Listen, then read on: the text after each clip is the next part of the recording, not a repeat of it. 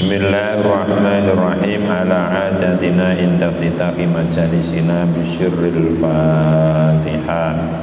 A'udzu billahi minasyaitonir rajim. Bismillahirrahmanirrahim. Alhamdulillahi rabbil alamin arrahmanir rahim maliki yaumiddin. Iyyaka na'budu wa iyyaka nasta'in ihdinas siratal mustaqim. Siratal ladzina an'amta 'alaihim ghairil maghdubi 'alaihim waladdallin. Rabbi ighfirli wa liwalidayya wa lil mu'minina amin. Kala winginane saderengipun Ramadan sampun dumugi cabange iman ingkang kaping 33.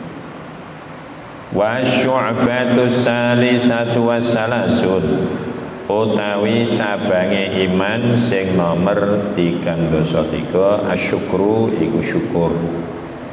Syukur niku basa Jawane matur nuwun. Syukur dateng Allah. Kita sedaya ora bakal mampu, kita semua tidak akan pernah mampu mensyukuri semua nikmat Allah. Apa sebabnya? Karena menghitung nikmatnya saja tidak mampu, apalagi mensyukurinya. Kalau menghitungnya saja tidak mampu, apalagi mensyukuri.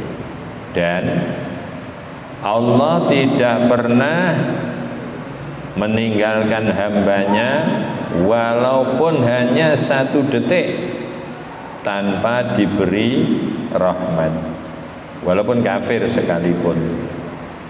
Apa itu? Nafas.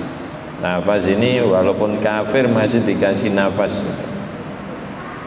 Dan ketahuilah, kalau Allah memberi nikmat kita per detik, tentunya kita juga syukurnya harus per detik, jangan pernah sampai lupa. Lah kebanyakan lupa apa ingat? Lupa. Lupanya kadang sampai 3 jam tanpa zikir sama Allah. Terkadang sampai setengah hari. Tongok.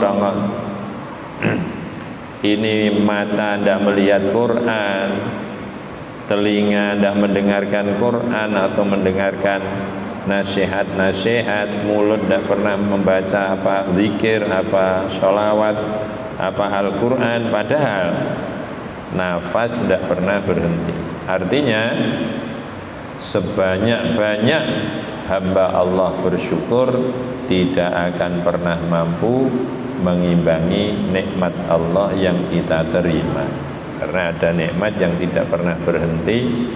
Walaupun kita sedang tidur ngorok, Allah masih menjaga nafas kita dengan baik, dengan nikmat tanpa gangguan sedikit pun. Qala Allah Ta'ala washkuru li wa la takfurun. Washkuru lan syukura sira kabeh li marang ingsun wala takfuru lan aja padha kufur sira kabeh ni ing ingsun. Bersyukurlah kalian semua terhadap aku dan jangan sekali-kali kalian semua berkufur terhadap aku. Kenapa Allah dawuhnya jangan sekali-kali berkufur? Karena Allah tidak pernah menghentikan nikmatnya walaupun hanya 1 detik. Lah kok kita mau berkufur itu bagaimana? Itulah kebesaran rahmat Allah di dalam menjaga hambanya. Wa qala ta'ala ma yaf'alillahu bi'adzabikum in syakartum wa amantum. Ma yaf'al orang ngira nglampahake Allah subhanahu bi'adzabikum kelawan nyiksa marang sira kabeh. Ndak akan pernah Allah mengazab kita asal in syakartum lamun podo syukur sira kabeh wa amantum lan podo iman sira kabeh. Asal hamba ini iman dan bersyukur, Allah tidak akan pernah menyiksanya. Maka kalau difahami secara betul, kenapa Allah mendatangkan siksa? kita yang berhenti syukur. Kenapa Allah mendatangkan musibah? Kita sendiri yang memanggil. Kenapa Allah membuat hujan sulit dan begitu datang tidak terbendung, banjir di mana-mana? Karena semua ulah dari kita sendiri. Bagaimana tidak banjir? Sekarang itu tanah hampir tertutup semua dengan paving, dengan cor, dengan aspal. Padahal lahan tidak usah banyak-banyak. Lahan 100.000 meter persegi itu kira-kira muat menampung air berapa miliar liter itu? 100.000 meter persegi kira-kira dituangi air kuat berapa miliar liter. Nah sekarang ditutup. Coba kita punya halaman sedikit saja dikasih paving, terus atasnya dikasih galvalum, bagaimana air tidak langsung lari ke bawah? Dan setiap hujan walaupun tidak begitu deras akan datang banjir. Apalagi ketika tanaman-tanaman besar ditebangi. Manusia tidak menyadari bahwa di setiap ada tanaman satu yang ditebang yang besar, tanaman itu mampu memegang air sekian puluh ribu liter di bawah sana dan dipegang oleh akar-akar tanaman itu. Ketika itu hilang, tidak ada yang memegang air, maka langsung lari ke bawah. Maka banjir di mana-mana. Ketika banjir di mana-mana, begitu baru ada panas 10 hari rasanya sudah seperti kemarau. Karena tidak ada yang menyerap airnya, langsung lari ke laut semua. Artinya apa? Di setiap musibah ada, itu adalah akibat dari kurangnya syukurnya hamba dan tidak ada imannya seorang hamba terhadap Allah. Itu yang akan mendatangkan musibah demi musibah. Maka Allah sudah dawuh, ma yaf'alillahu bi'adzabikum in syakartum wa amantum. Tidak akan ngira Allah menyiksa kalian semua asal kalian semua bersyukur dan iman kepada Allah. Contoh yang paling kecil, kita ini manusia, tidak punya kemampuan apa-apa, tidak bisa menciptakan dan juga tidak memiliki. Begitu kita rumongso itu apa? Berperasaan punya kambing saja kita cukupi apa enggak? Loh, kita punya ayam saja kita kasih makan, padahal itu bukan kita yang menciptakan dan juga bukan kita yang memiliki, apalagi Allah.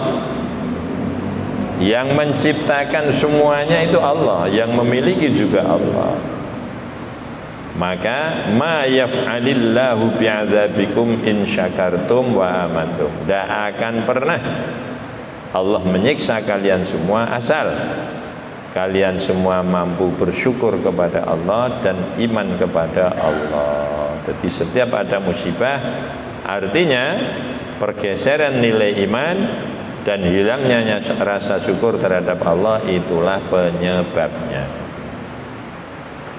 Wa qala Rasulullah sallallahu alaihi wasallam, arba'u khisalin man kunna fihi kamula islamuhu walau kana lahu min qarnihi ila qadami. Arba'u khisalin utawi ana patang tingkah, man utai sapa wong kunna iku ana apa patang tingkah iki fihi ing dalem wong mau. Siapa saja yang mempunyai sifat empat ini, kamulah mongko sempurna islamu apa islame wong mau. Walau kana senajan ana lahu kudung ming qarni mulai pucuk sirahe, asale makna qarnon niku sungu. ila qadamihi tumeka telamaan sikile khotoya apa pira-pira keluputan. Ada 4 sikap, siapa saja yang mampu menjalankannya, walaupun mulai ujung kepala sampai ujung kaki penuh dengan kesalahan yang dilakukan, maka tidak akan berpengaruh kesalahan itu. Artinya apa? Karena sifat 4 ini akan mampu menghapus semua kesalahan itu. Apa itu? 1, as-sidqu, ngomong benar, jujur. Jujur mutlak dibutuhkan dalam kehidupan manusia. Maka setiap Allah mengutus Rasul, semua dikasih sifat sidik, kejujuran yang sempurna. Kita bisa membayangkan, Pak, kalau orang ini sudah tidak memegang kejujuran, dia dagang apa saja meresahkan orang banyak. Ya. Dagang madu ditulis madu murni 100%. Masya Allah. Ternyata gula 100%. Apa yang terjadi? Yang mengkonsumsi punya diabetes. Langsung sekarat. Ya. Orang jual apa ditulis obat ini, ternyata yang dikemas kebalikannya, maka orang akan hancur semua. Orang yang sudah diberi kekuasaan tapi tidak ada kejujuran, maka akan hancur umat ini.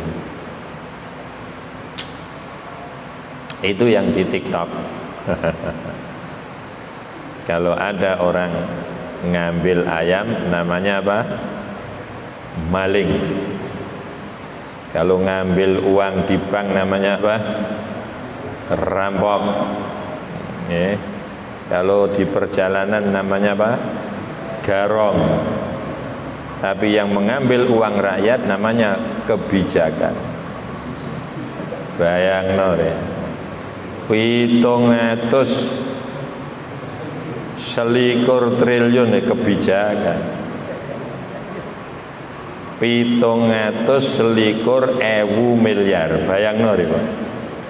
721 ewu miliar. Berarti nek sedina dipangan sak miliar cukup 721 ewu dina.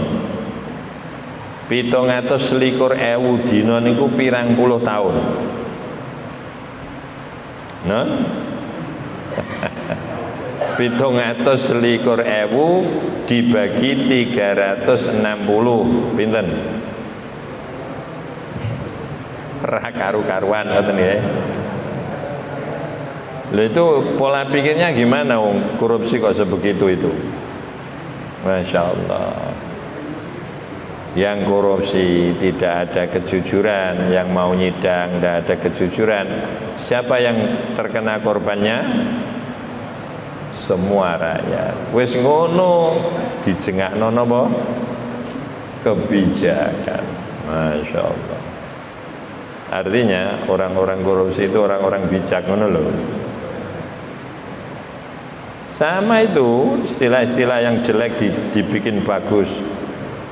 PSK, pekerja seks komersial. Ya malah banggara DE merasa pekerja kok. Ya beda nek tiang kuno iku sapa iku begenggek. Jadi kan malu dia. Begitu dipanggil PSK malah bang. Sama koruptor itu kan maling kelas berat. Tapi diambil dinamakan orang yang mengambil kebijakan. Masya Allah. 1 sidik, kejujuran. Orang itu kalau jujur, walaupun dia punya dosa mulai ujung rambut sampai ujung kaki, pelan-pelan dia akan habis dosanya. Karena orang jujur akan selalu tobat ketika ada kesalahan. 2, wasyukru dan syukur. Orang itu kalau jujur syukur, itu punya dosa seberapapun akan hapus. Karena syukur akan menghapuskan semua kesalahan. 3, wal haya'u, dan malu, punya rasa malu. Orang itu kalau malu akan menjaga diri orang itu dari semua perbuatan jelek. Ini kalau urusan ibadah, mau ndak puasa malu, mau ndak sholat malu, ya, mau ndak zakat malu sama yang fakir, mau mendem malu kalau ada mertua, kalau ada istri, kalau ada tetangga, apalagi ada gurunya. Ternyata malu punya kekuatan besar di dalam menjaga diri seseorang dari berbuat jelek. Maka sikap yang nomor 3, sifat yang nomor 3, walaupun pelaku itu awalnya punya dosa mulai ujung kepala sampai ujung kaki, akan bersih karena dengan adanya rasa malu dia akan terkontrol, tidak berani menjalankan dosa. Coba orang itu kalau sudah punya rasa malu dan mampu memahami, malu tapi kalau tidak mampu memahami ya tidak ada hasilnya. Contoh memahami, kalau kita mau nyolong ada anak kecil lewat, diteruskan apa berhenti? Berhenti kan? Padahal anak kecil loh. Kalau kita mau menipu orang, mencopet, menipu orang, ada anak walaupun kecil, kita akan berhenti. Apa dikira Allah tidak lebih faham daripada anak kecil yang ada di depan kita? Allah lebih faham, lebih tahu, lebih melihat daripada CCTV yang dipasang di setiap 1 meter di ruangan itu. Oh, bayang nori, CCTV kok setiap 1 meter ngawasi kaya apa? Allah akan lebih tahu daripada CCTV itu. Ketika orang punya rasa malu, mampu memahami, maka tidak akan pernah menjalankan kesalahan sekecil apapun. Maka dawuh dari Rasulullah ini luar biasa. Kalau ada orang mempunyai sikap 4 ini dan dijalankan, walaupun dia mulai dari ujung kepala sampai ujung kaki penuh dengan dosa, perbuatan jelek, akan bersih semuanya. Yang nomor 4, wa husnul khuluqi, lan baguse budi pekerti. Bagusnya etika, ya, orang yang menjaga etika itu Masya Allah, dia akan merasa malu terhadap dirinya sendiri walaupun orang lain tidak melihat ketika dia menjalankan dosa.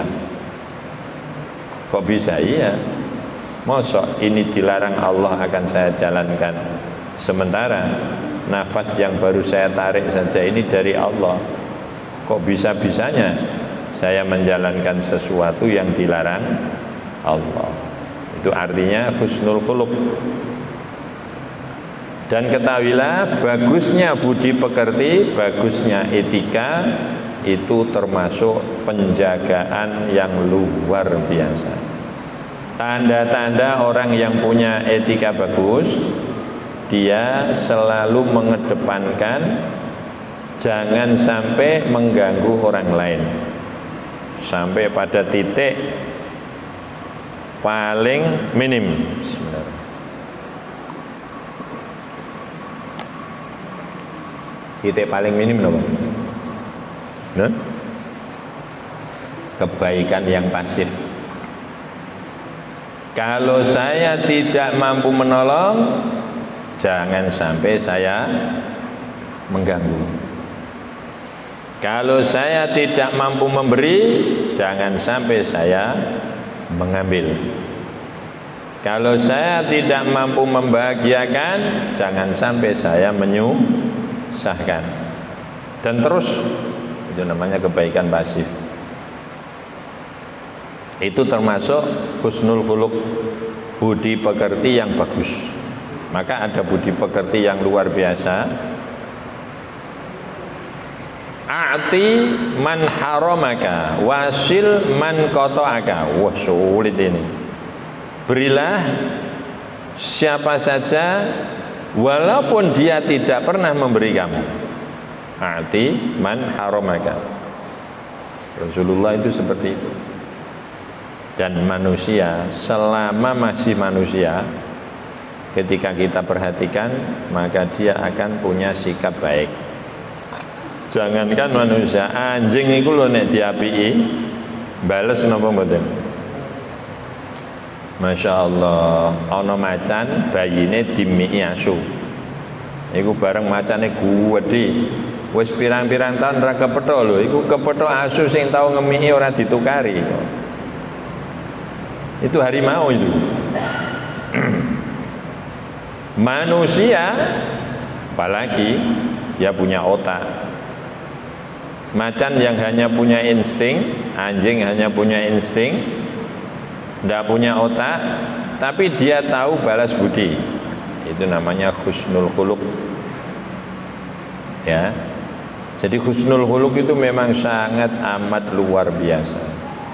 Di antara husnul khuluq, dia senang untuk memberi manfaat pada yang lain selama masih bisa.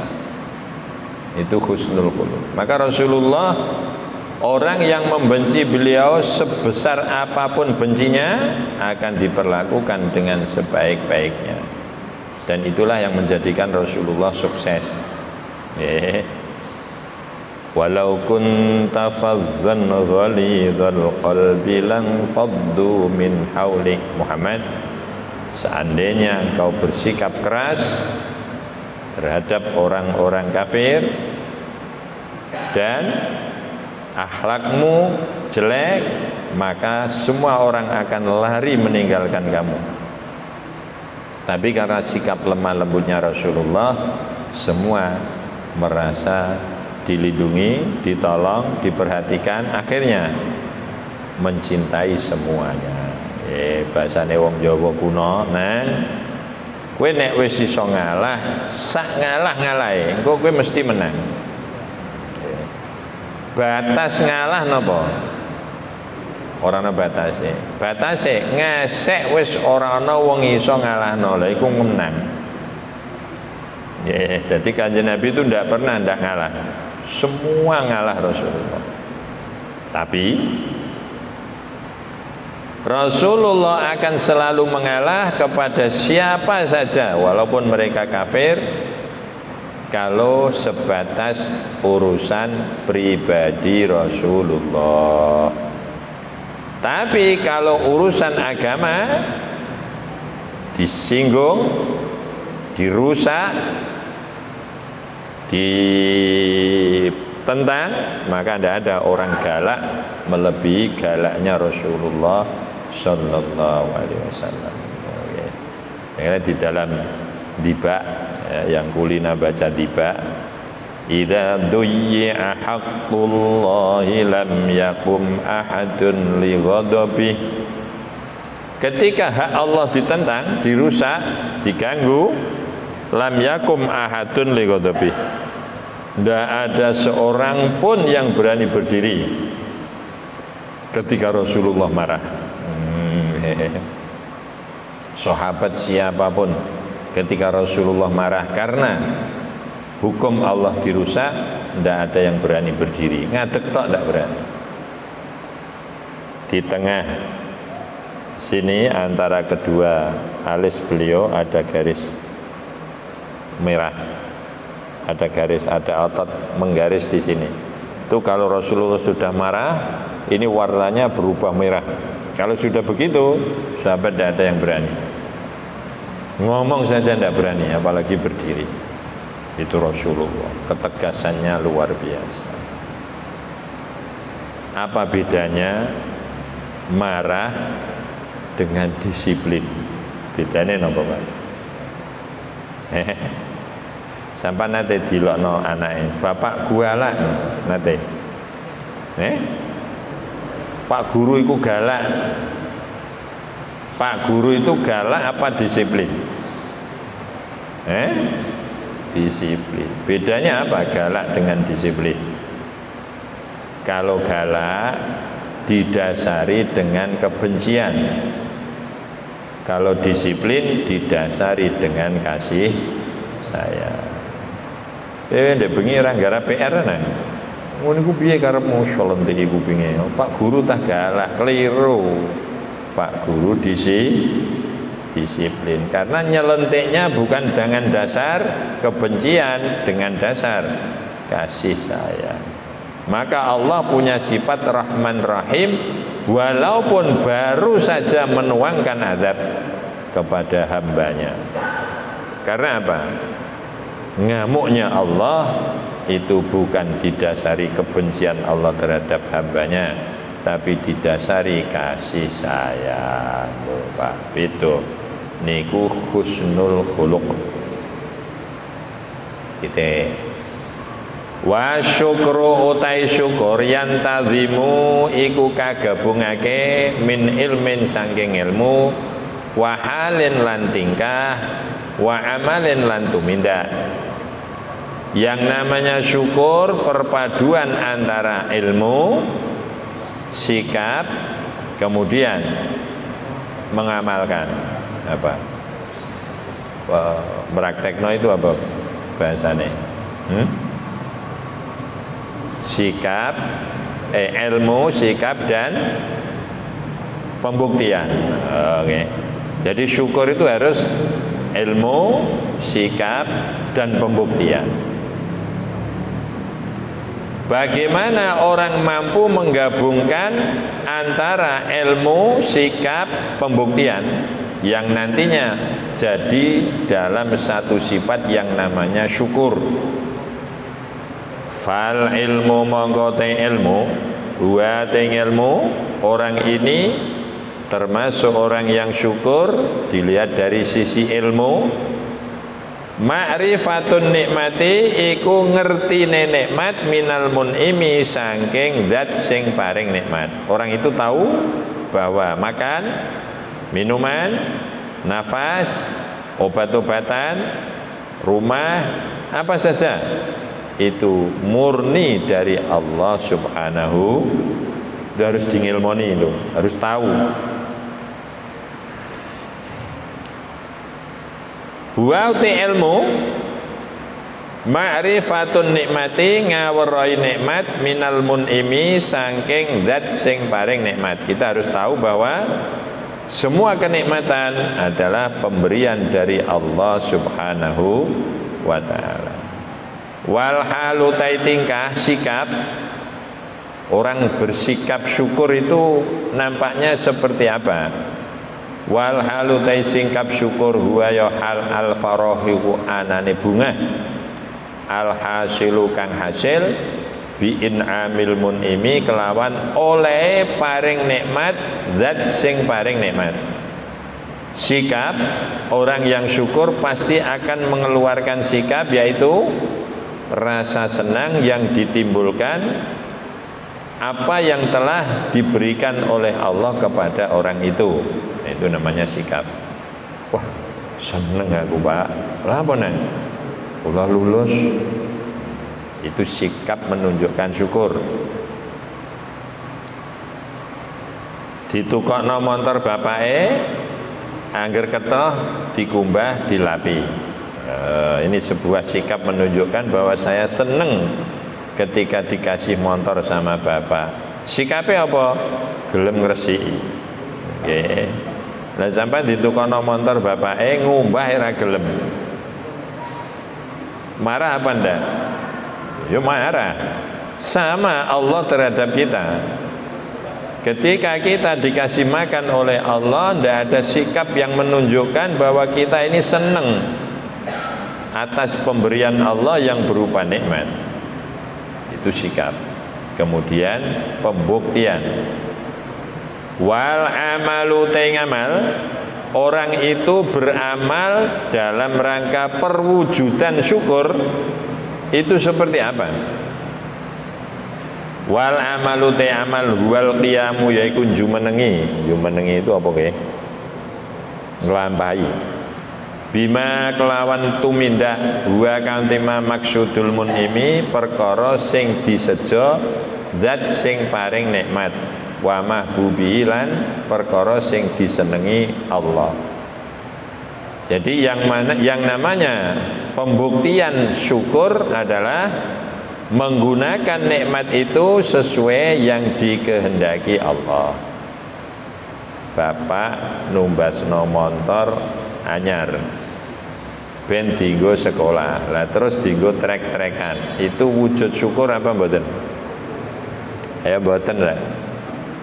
Mulane langsung dijipuk koncine didol nek. Kowe ora arti syukur ning wong tuwa. Motor mbok nggo trek-trekan, mbok protoli. Mulane yang namanya syukur dalam bentuk perilaku yaitu menggunakan nikmat sesuai tujuan Allah menjadikan nikmat itu. Kita dikasih mata, kita gunakan untuk melihat sesuatu yang baik yang mendatangkan pahala. Apa bisa? Bisa. Di dalam kitab para ulama, kalau kita sudah bosan amal apa saja, bismillah,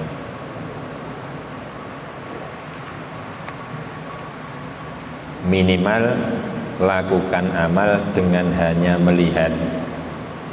Bisa. Apa itu? Melihat Al-Quran. Jenengan Quran mbok buka, muga urung iso maca sing dibuka, dingeti. Nggih. Diwalik-malik dingeti, itu sudah mendapatkan pahala. Melihat Ka'bah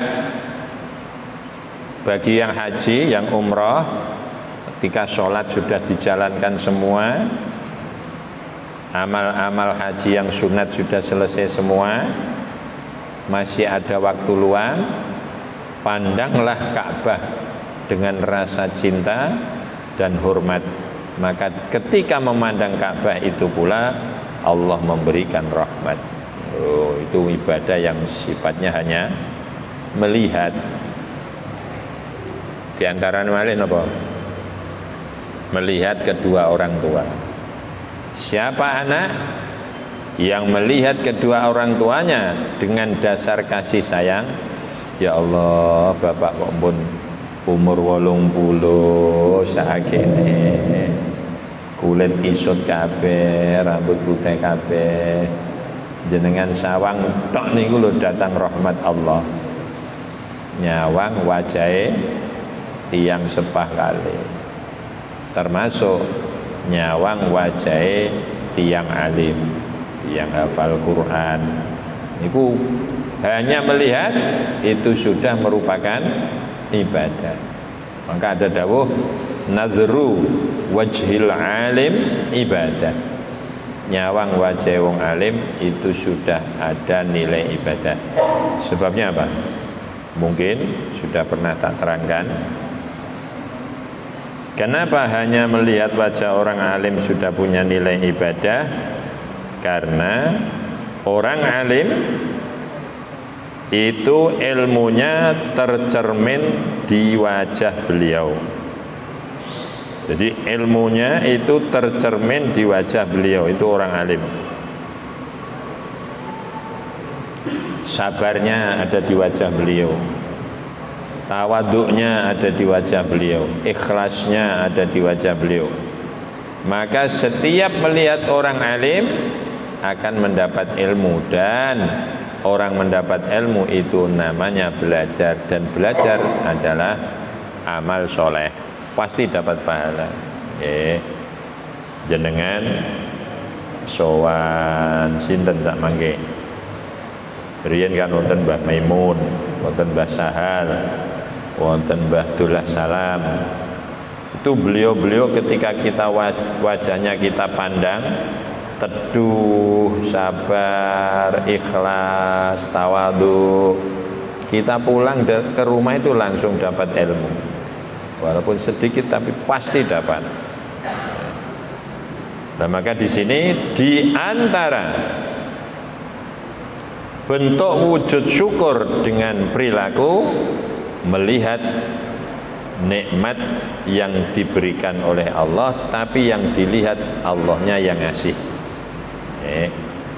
Qala Syibli asyukru ru'yatul mun'im la ru'yatul nikmah.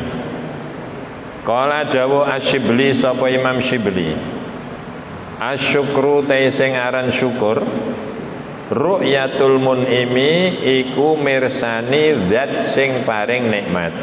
Mulane beda nggih. Waline Allah karo wali murid beda.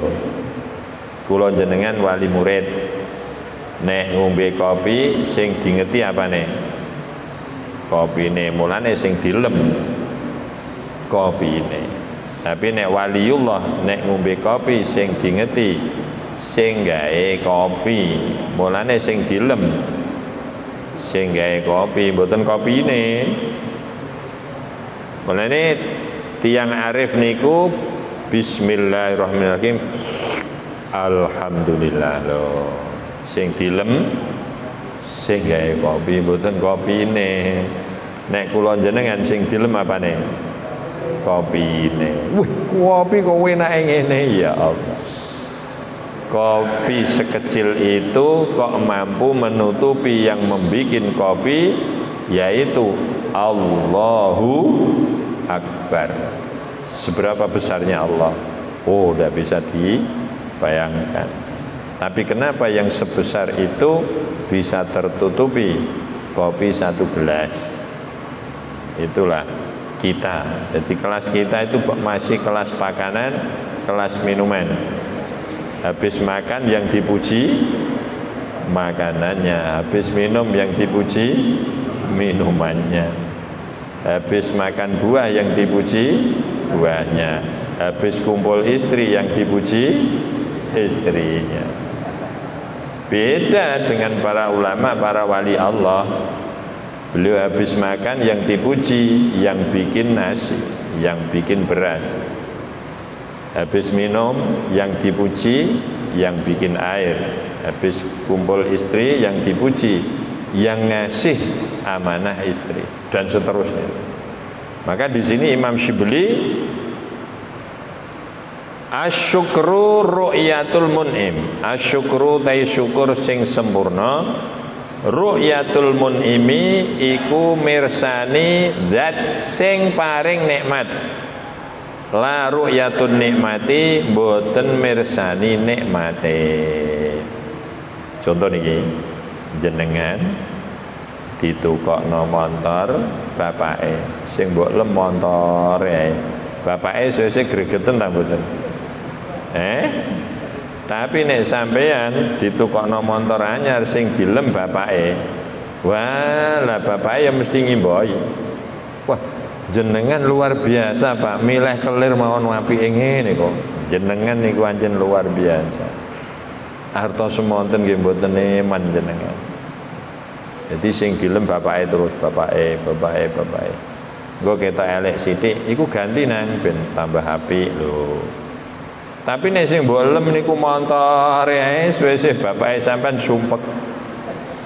Wong ora reti martuwa matur nuwun ring wong tuwa. Titik. Wa qala ba'duhum dawu sapa sebagian ulama, syukrul ammati utawi syukure wong awam alal mat'ami ku sebatas marang pakanan, wal masyrabi lan umben-umben, wal malbasi lan pakaian. Syukure tiang awam termasuk kula jenengan iku sing disyukuri pakanane, minumane, pakaiane.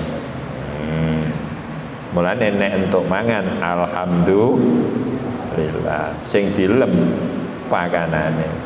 Nek syukure tiang khusus mboten niku. Entuk mangan kok alhamdulillah. Oh, sapi entuk. Nggih ya. Wong kafir entuk. Malah kadang sing diparingno Allah ring wong kafir langkung kathah langkung enak. Nggih napa mboten? Sampan pun nate mangan urang sing gedene sampeyan. Ora kok disiki kersa, ngesek sampan mati ra bakal. Orang sing sakmene ini. Mergo di mata orang awam barang gede ku ya pakanan, minuman, pakaian, kendaraan, rumah dan lain sebagainya. Nek syukure tiyang khusus beda. Wa syukrul khassati utawi syukure priyantun khusus iku ala waridatil qulub ing atase pira-pira perkara sing nekani nang jero ati. Syukurnya orang khusus ketika di dalam hati kita kedatangan hidayah dari Allah. Alhamdulillah ya Allah, saya baru menyelesaikan duha 2 rakaat, baru merasa nikmat besar. Nek trimo gaduh iwak pitik siji, alhamdulillah urung kenceng. Mergo kucing iwak pitik siji entek kok. Nggih. Nek trimo mangan sate, wong kafir malah ngasih ra doyan sate. Nggih. Nek trimo kendaraan sing regane 10 miliar niku tiang khusus dereng diarani nikmat. Mergo wong kafir ya diwehi. Nah terus apa yang menjadikan orang-orang khusus merasa mendapat nikmat dari Allah sehingga perlu disyukuri ketika ada waridatul qulub. Malam Jumat eling ibuke langsung nangis, ya Allah, beliau yang telah mengantarkan aku menjadi profesor, beliau yang sudah menghantarkan aku menjadi doktor, menjadi jabat-jabat, menjadi orang kaya, terlebih beliau yang menjadi sebab aku kenal kamu ya Allah, bisa sholat, bisa menjauhi maksiat, itu semua adalah jasa dari ibu dan bapakku. Sampai nangis, engut yang sepuh, itu namanya ada waridatul qulub masuk. Okay. Sampean apa panen? Ya Allah, jenengan ternyata sebagai nikmat saya sebanyak ini ya Allah, 3 ton ya Allah. Berikan fakir miskin sesuai haknya. Ini namanya waridatul qulub. Ada ndak orang yang begitu panen terus yang masuk di sini, wah, iki engko tak dol 4 ton tanggo nekakno dangdutan. Ada ndak? Nah, itu ndak ada waridatul qulub. Jadi apa-apa saja yang menunjukkan pada hidayahnya Allah yang masuk di dalam hati, itu namanya waridatul qulub. Dan orang-orang khusus baru merasakan itu nikmat yang besar. Tapi kalau sebatas makanan, minuman, pakaian, kendaraan, itu semua belum dianggap nikmat, kecuali kalau makanan itu menjadi sebab setelah kenyang mau beribadah, setelah kenyang mau sholat, setelah kaya mau bersedekah, setelah beli mobil dibawa jamaah ke masjid. Itu baru. Selama tidak ada nilai itu, para orang-orang khusus tidak pernah menganggap semua itu adalah nikmat. Jadi basa Jawane apa? Ora tahu kegi urusan dunya. Wa syu'batur rabi'atu wasalasun utawi cabange iman sing nomor 34 hifdzul lisani iku njaga lisan. Dijaga amma saking apa ae layam bagi kang ora prayoga apa mah. Termasuk cabang iman menjaga lisan dari apa saja yang tidak patut diucapkan. Orang yang sadar bahwa setiap kalimat yang terucap nanti ada hisabnya, maka orang itu tidak akan berbicara kalau belum yakin ada manfaatnya. Lah kebanyakan manusia sadar ta mboten nek ngomongnya ku benjing dihisab. Mboten sadar lah nggih. Jagong 2 jam li kuat niku. Bus. Wah, apa sing dibahas ini? Padahal niku dihisab. Setidak-tidaknya kalau yang dibicarakan tidak sesuatu yang haram, dia akan memubazirkan waktu 2 jam tanpa diisi ibadah. Iku afate ngomong.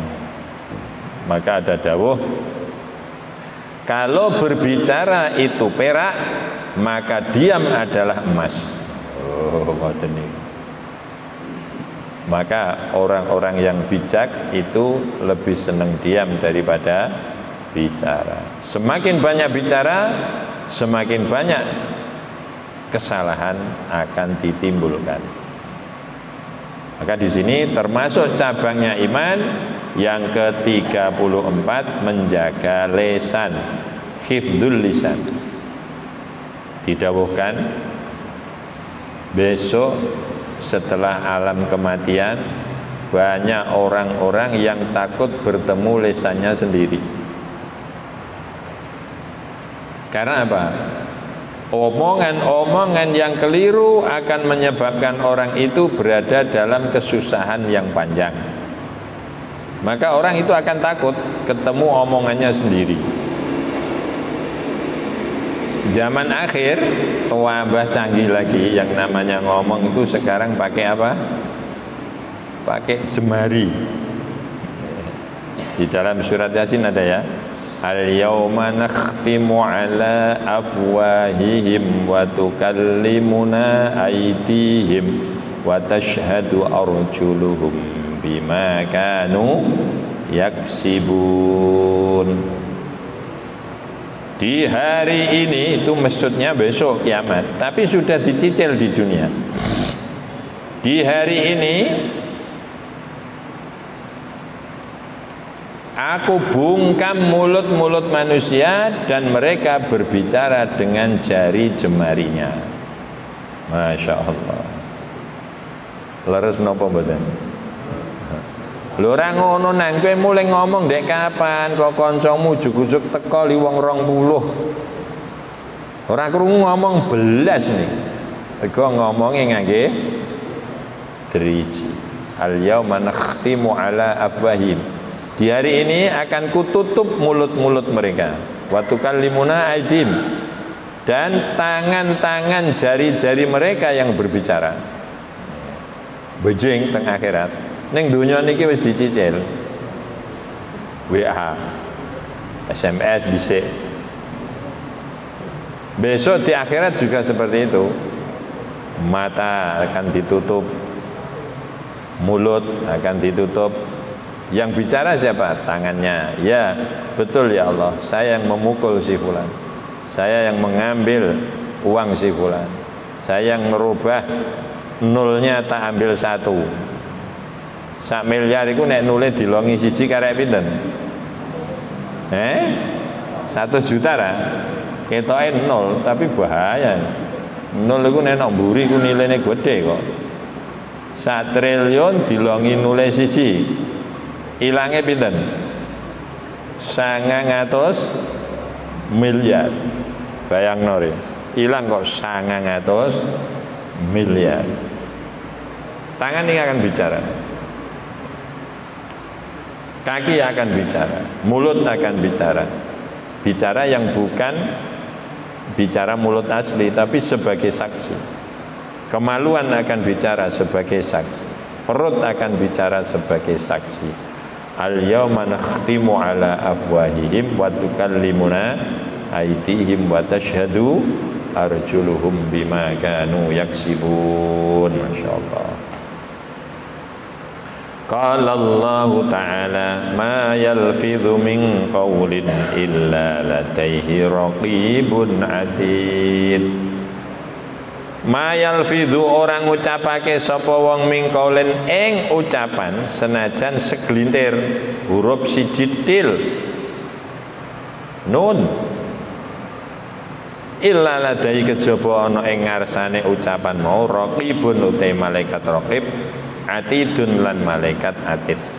Di setiap satu huruf yang diucapkan, ketahuilah Di situ ditunggui malaikat raqib dan malaikat atid. Maka nanti banyak orang yang takut bertemu dengan mulutnya sendiri-sendiri ketika kita tidak mampu menjaga mulut kita masing-masing. Qala an-nabiyyu dawuh sapa kanjeng Nabi Muhammad sallallahu alaihi wasallam, qayyimuddini as-shalatu, utawi sing dadi jejeke agama as-shalatu iku salat. Karena apa? Salat adalah tiang. Bangunan apa saja tanpa tiang tidak akan pernah mampu berdiri. Wasanamul amali, utai puncake ngamal, nek cara kewan gonjol sanam niku. Gonjol unta, gonjol sapi. Jadi daging yang paling tinggi di atas hewan itu namanya sanam. Wasanamul amali, utawi puncake ngamal al jihadu iku perang sabilillah. Perang sabilillah itu macam-macam, ada yang angkat senjata, ada yang mengajarkan ilmu, itu juga jihad sabilillah, jangan dikira ndak. Kita tidak boleh ngarep-arep kapan perang. Perang itu tidak nyaman semuanya. Coba kita lihat video-video Palestina itu, Masya Allah. Tapi umat Islam harus punya semangat jihad macam-macam. Ada jihad dengan mempertahankan kebaikan, mengajarkan kebaikan, memakmurkan tempat-tempat yang diridhoi Allah. Itu jihad semua itu. Mendidik anak.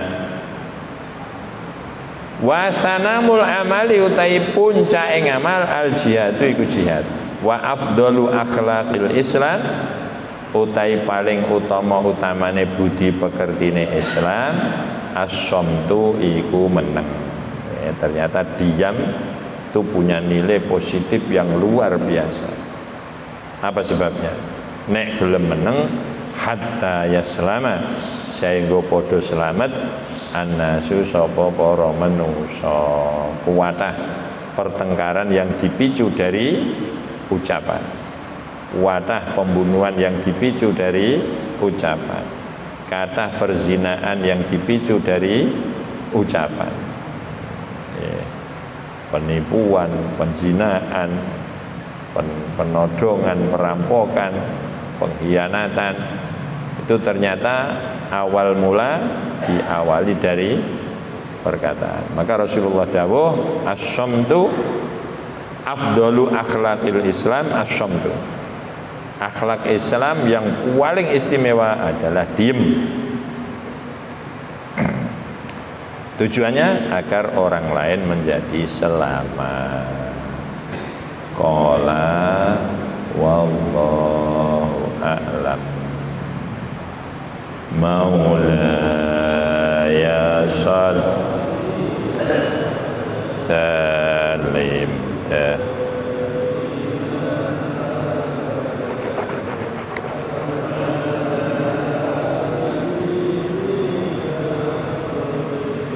Lil khalqi kullihim huwa habibul ladzi turja syafa'atuhu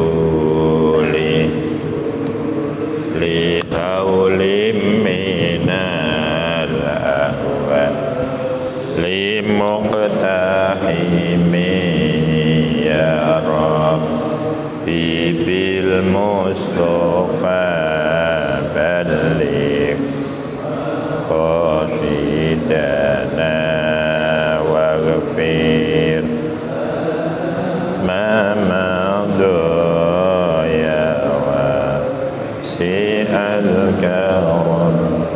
Bismillahirrahmanirrahim. Alhamdulillahirabbil alamin. Ya arhamar rahimin, ya arhamar rahimin, ya arhamar rahimin, ya dzal jalali wal ikram, ya hayyu ya qayyum.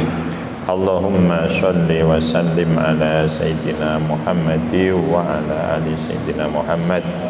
Allimna ma yanfa'una wanfa' lana ma 'allamtana warzuqna ilman nafi'a wa amalan salihan mutaqabbala. Rabbana ighfir lana wa li walidayna warhamhuma kama rabbayana shighara. Iftah lana babal futuh ya Allah, iftah lana babar ridha war rahmah. Wallahu yu'tina uluman nafi'ah. Ighfir lana wakhtim bi husnil khatimah. Rabbana atina fid dunya hasanah wa fil akhirati hasanah wa qina adzabannar. Wa sallallahu ala sayyidina Muhammadin nabiyil ummi wa ala alihi washabbihi wasallam. Walhamdulillahi rabbil alamin. Al-Fatihah.